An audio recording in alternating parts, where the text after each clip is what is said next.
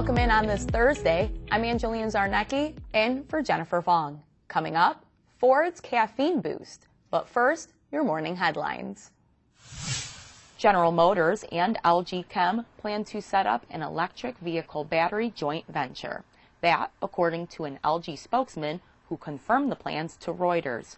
A source familiar with the matter telling Reuters that the facility is expected to be located in the Lordstown area of Ohio, and GM and LG Chem would each invest more than $1 billion in the JV.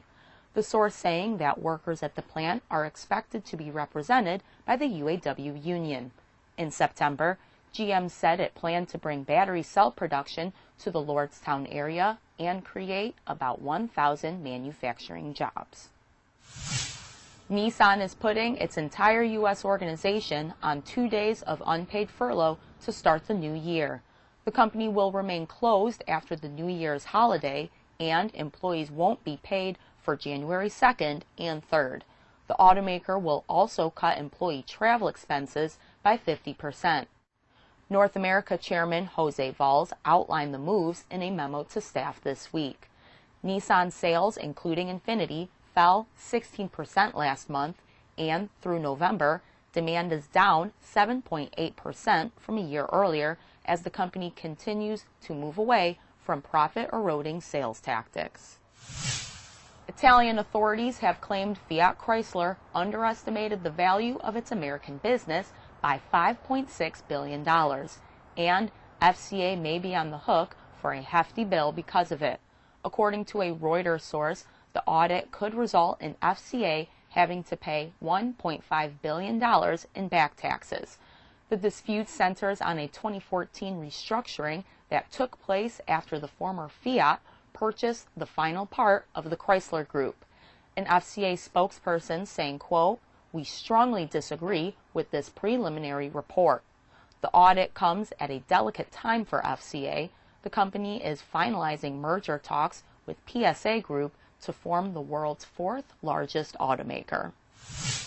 More than 800 workers at General Motors will temporarily lose their jobs as the automaker retools its Detroit Hamtramck assembly plant for electric vehicle production in February. GM says the workers will be offered transfers, likely to locations in Michigan and Ohio. GM plans to start building an unnamed electric pickup and van at the assembly plant. Later, LMC Automotive says 2 more EVs will be added to the plant, electric versions of the GMC Sierra and Cadillac Escalade. The Lincoln Continental and Ford Mustang are getting a dose of your favorite morning brew thanks to McDonald's. The automaker is teaming up with the fast food giant to create a sustainable solution for making car parts.